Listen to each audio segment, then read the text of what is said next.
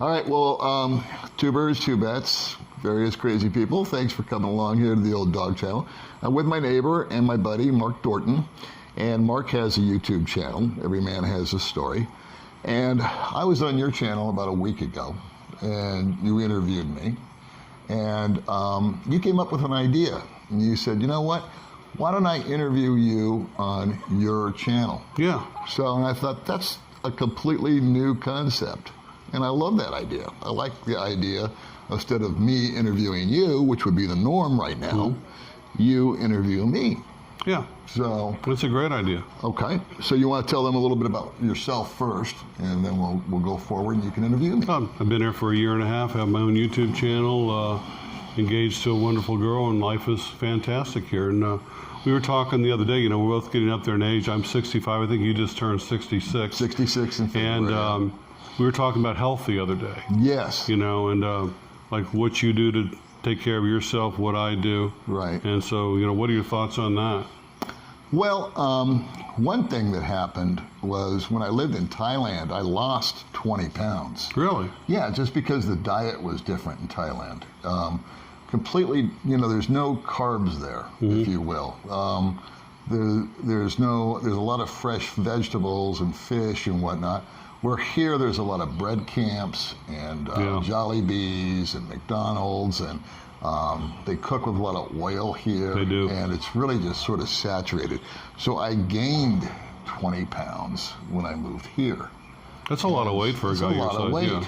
And then what was interesting was I read, or I saw on TV, one of the two, that during the last year of COVID, the average American has gained over 30 pounds. Yeah, I heard that too. Something like 93%, don't quote me, but something like a huge number, like over 90% of every adult American, male, female, has put on 30 pounds. Well, people are just staying home and watching Netflix and not exercising, not walking, not going where, not staying active at all, you know? No, and what's also going on is I gained weight during the lockdown, again, due to the lack of exercise, getting out, walking, and I tended to eat more just for something to do.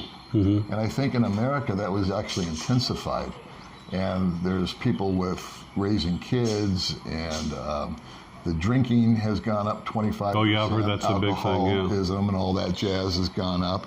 And so the good news is when I moved over here, even though I've put on weight, I got off all my medications.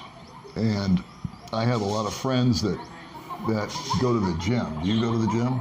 I used to. When I was on the ships, I went to the gym like every other day and was really into it, but no, I don't go to the gym here. Yeah. I went to the gym here just to check it out one time. And,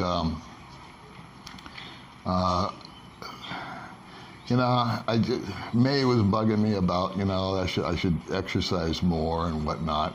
And I don't have much of a vanity thing, but I had kind of a health issue type of deal going on in my head. And a lot of guys that I know go to the gym every day, rain or shine. They're always working out.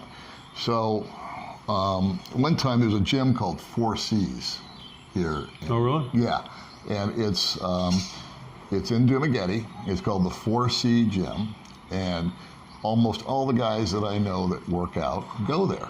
And they've been grinding me. They go, Paul, you gotta go to the gym. Now you're getting older, you need to work out, you need to get in shape, and this and that and the other.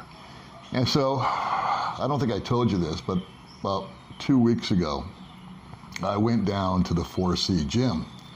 And they were really nice because they'd reopened up, they're excited, they're back in business. And I took a tour of the gym. I've never been a gym guy, but I took a tour of the gym, and then they said you can have a personal trainer if you so desire. And I thought, well, that's cool, because I don't know anything about working out. I've never done it before. And so they hooked me up with this guy, and he was explaining, you know, the different machines and whatnot. And he said, so what are your goals for joining the gym? And I said, well, what do you mean goals? And he says, well, do you want to lose weight? And I said, well, that'd be okay, but it's not really a priority. And he said, well, would you like to maybe get some pecs, so like a bigger chest? And I said, not really. He said, well, what about abs? Would you like to have six-pack abs? I said, no, that's not really priority for me. Yeah. Biceps, arms, stuff like that. You want to be strong in case you get into trouble? I said, no, not exactly. He says, well, what do you want out of this experience? I said, well, all I really want is a hot-looking ass.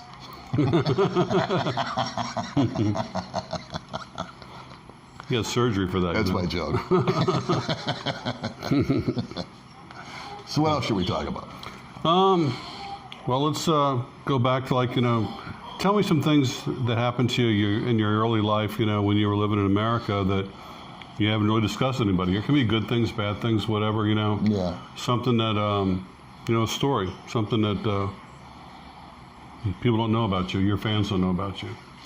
Gosh, I can't remember exactly what I have said and what I haven't said. Speaking of health, one thing they may not know is that I actually had 2 blown vertebrae in my neck. Ooh. And that happened in the late 90s. And I think it was from being hunched up like this over a computer for all this time. And I've always had a bad back. And so I had 1 disc blow, and I went through all this pain management stuff, and they always start you off with the lightest drug that there is, yeah, and all that kind of jazz. And then they kind of graduate you up. And so during that process, there were no surgeons on my health insurance at work. Brain and spinal surgeons, none were available. And because we had crappy insurance. And then, because of the first disc was putting so much pressure on my back, a second disc ruptured, and that was super pain. It felt like someone was sticking a knife in my shoulder 24 hours a day. And so they graduated me up eventually to Oxycodone. Oh my God. And so, I don't know if they know this or not, I may have shared it with it, I can't remember. But for 2 years, I was on morphine while I was working and raising a family. How much would you take a day? I had 3 pills a day that I took. And I can honestly tell you that when you have that, I never got loaded off of it. I never once got high or a euphoria or all this stuff. Can't figure out what the excitement is all about. And what I understand the chemistry is if you're taking it, it was time release. For pain, it does the job. But if you do something and you're not in pain and you take it, you'll get high. That's my understanding. Interesting. So, I don't know. So for 2 years, I did that. One of the side effects of it is total addiction, and which they don't tell you about. And other side effects such as constipation and all this other jazz that you have to deal with. And it kind of makes you sluggish and slow. And it doesn't kill the pain, but it kind of dulls it. And I found my life revolving around my pills. It was one of those things where we started off on a trip one time and got about an hour out of town, and I realized I didn't bring my pills with me. Wow. And we had to stop, turn around, drive back for an hour, run inside, get my pills, and now we can go to Disneyland or wherever we were going. Wow. So then, the good news is, one day the H&R lady at work came to me and said, hey, Paul, we got new insurance, and there is, and she was a friend, and she knew I needed surgery. And so, long story short, I got in with a surgeon, and he went in through my neck and removed those 2 herniated discs and put cadaver bone in between and then titanium plates on the side. Jeez. And when I came out of the anesthesia, the minute I woke up, the first thing I felt was nothing, which was the greatest feeling in the world. I did not have pain. Wow. And I did not get injured by it. In other words, I still got motion in my neck. I just had this guy named John Anson who was referred to me by some guy that was a top neurologist that was a customer of mine. It's a whole other long, I could really draw this story out, but I won't. But after that was done, the pain was over. The next journey was I couldn't wait to get off of this oxycodone because it made me sleepy all day. It made me drowsy. I didn't like being addicted to it. I didn't like being dependent on it. I have enough of that with cigarettes, but this was really a physical thing. So when of course I was on a leave of absence from work. Work was totally cool. They kept paying me no matter what. And I was out of work for 6 months. Wow. Here's the caveat. Here's the interesting part of it, is that it took 2 weeks for my neck and throat to heal. It took 6 months for me to detox off of the oxycodone. Did you just go cold turkey and just stop taking it, or? No. The doctor said, okay, you need to go from 3 pills to 2 pills. He had this little thing written out, and it was a weaning off period. And that took about a month. And then for 5 months, I didn't have any serotonin left in my brain. It was like the deepest, darkest depression you can possibly imagine from this withdrawal.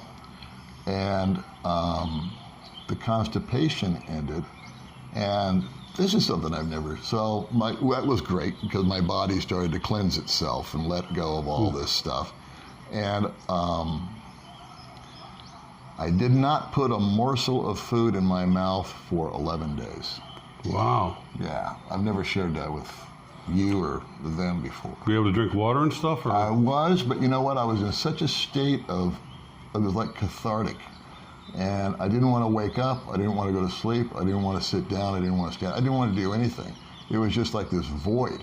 And that's just how powerful a drug that is. So you weren't hungry at all? I had zero appetite. And here's the cool part, is that a woman named Lainey called me up on the phone. And she was a workmate. She's my age. And she called to check up on me. And she said she heard something in my voice, which was, she said I sounded like The Walking Dead. And then she called another kid, I call him a kid, he's 10 years younger, named Scott. He called me and spoke to me. And they all worked together, and they got a coalition together, and they called my doctor and said, we really are worried about Paul. And so he prescribed an antidepressant called Lexapro. And it took me all day to get in my car and drive down to his office to pick up the Lexapro. Wow. I had to think about it for about 7 or 8 hours to gather the energy to get in the keys and start the car.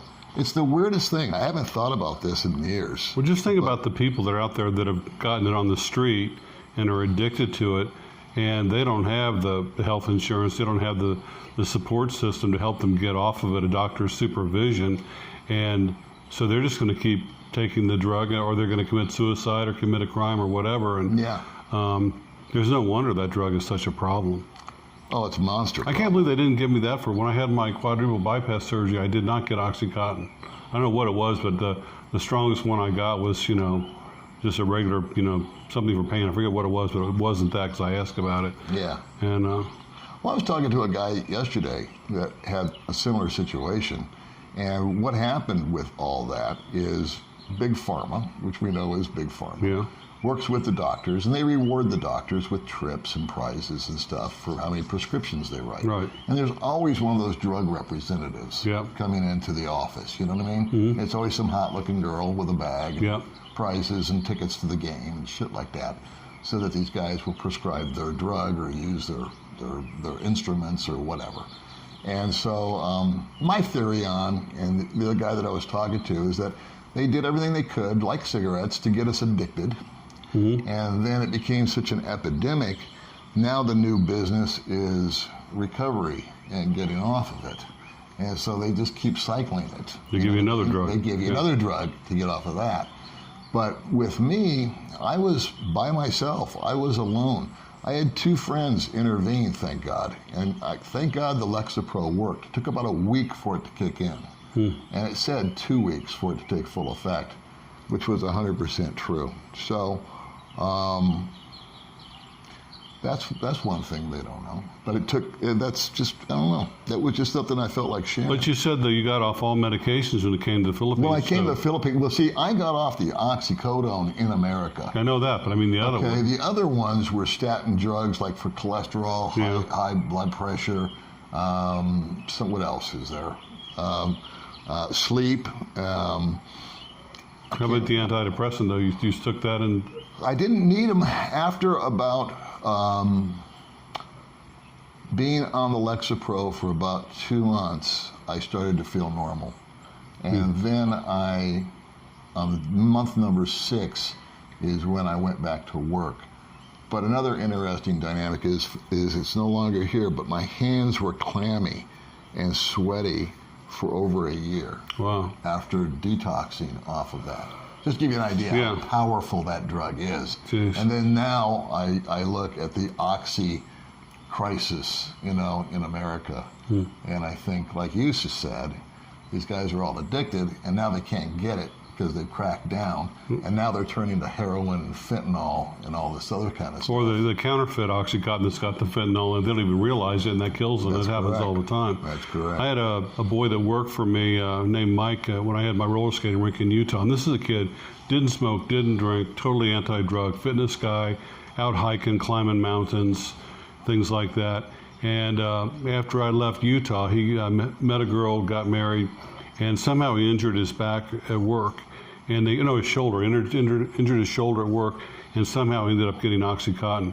Make a long story short, he overdosed and died. He was 27 years old. Yeah. And just a guy that never did drugs, nothing, I'll add to that depression. I have some dear friends, Ralph and Donna, I'll leave their last name out of it. They had a son that had an addiction issue. He went to rehab, got clean, got out. He had been forced to go into rehab from the court. He had been arrested so many times. As soon as he got out, he went to his doctor. His doctor knew that he just got cleaned up and wrote him a bunch of prescriptions. Jeez. Same result. Because what happens is when you detox, your body cannot take as much of the amount as you used to. Oh yeah, you know what I'm saying? Yeah. You can take 1 pill, and then after that you need 2 pills, and then you need 3 pills, and then when you get it out of your system and you take 3 pills, it's a shock. Right. And he was about the same age, 25, 26. And every day that woman cries. And she's a dear friend. And that was 25 years ago that happened. So I don't know what the message is here, but we were just sharing, and this is just something different. Well, let's go on. It's not all rosy over here and all that, and it's not always terrible. But that's just, instead of talking about the Philippines and instead of talking about, the usual stuff, I'm glad we brought this up because it is an ability to just sort of share. And for me, it's actually very cathartic. It's very, very cleansing. Well, I bet anything talk about that, people out there have it, And then there might be somebody watching right now that is going through that, been through that, lost a child through that, is addicted right now or had a similar thing. And a lot of times people feel not so alone when they hear something like that. Yeah. Oh, that guy went through it too, or that person lost their child to it. Let me ask you this: how do you feel about legalization of marijuana, which they've done in your home state of Nevada? I've heard that a lot of these problems with other drugs like Oxycontin and crystal meth have gone down because these people were able to take, marijuana or the gummies, things like that, and they're able to that satisfies their craving for a drug or to alter their state of consciousness. And how do you feel about that? Because like here in the Philippines, it hasn't happened, and I heard they're doing it in Thailand with medical marijuana. Some countries, you get executed if you're caught with drugs. But how do you feel about that? Okay, I'm gonna answer that. I'm gonna contradict myself completely. So, because I have two belief systems. Number one, I'm anti-drug. Okay, I call cigarettes a drug. So nothing positive has ever happened to me by taking up the cigarette habit. But I did, and I still have it, and nothing positive has happened. You can make all the arguments you want about marijuana, LSD, mushrooms, whatnot. I've used them, I've enjoyed them, but I think at the end of the day, they are detrimental to you. I think it's better to lead a drug-free life. I'm going to contradict myself and say that I am a libertarian. And so I think that if you want to do anything that doesn't harm another person, and you're in your right mental state of mind, and you're an adult, then you should be able to do whatever you want to do. If you want to sit at home and smoke dope all day, I think that's your right. If you want to stay home and shoot heroin all day, I think you have that right, as long as you're not watching children. You know what I'm saying? Yeah, it's your body. What you want to put in your body is your business. Yeah, I agree with that. That's it. I agree with that. Now, myself personally, I think the world would be a better place without all that stuff. I don't think we need it. I know I don't need cigarettes. I know that I don't like weed. I've smoked weed. I don't like it. I don't like the effects. I know guys like you and other folks that just love it. You know, it's just... No, I don't love it. I mean, I haven't smoked weed in, like, God, 10 years. Okay. Maybe longer. All right. And just, you know, but if I was like, you know, with some guys and there was a joint, I'd smoke it. There you go. But for me, it's like when it comes to drugs, the only things that I really enjoyed as far as drugs, and I think actually were beneficial to me, were psychedelics. And there's been some proof to that scientifically, you know, like mescaline, mushrooms, that it actually does things to improve your brain and your thinking. Now, I'm sure there'll be people out there disagree with me, but I never had a bad experience. That's okay. And there's a lot of people that are microdosing on certain psychedelics. Joe Rogan's a good example, somebody I admire, and you know he swears by it. You know, so. I would, you know, I used to do cocaine and Quaaludes. Those were my two drugs of choice back in the 80s, and I did my 2-year run with that. David Bowie did this whole thing with a whole drug bender, and it made him very creative. And one day he just quit, and he said that he's glad he did it, but he's more glad the fact that he quit. Yeah. You know, but he would not have achieved what he had achieved had he not. Same thing with the Beatles. They took a lot of LSD. You know, Sgt. Pepper's album, all done with, you know, psychedelics. Exactly. So again, if it's your thing, I think you should be able to do it.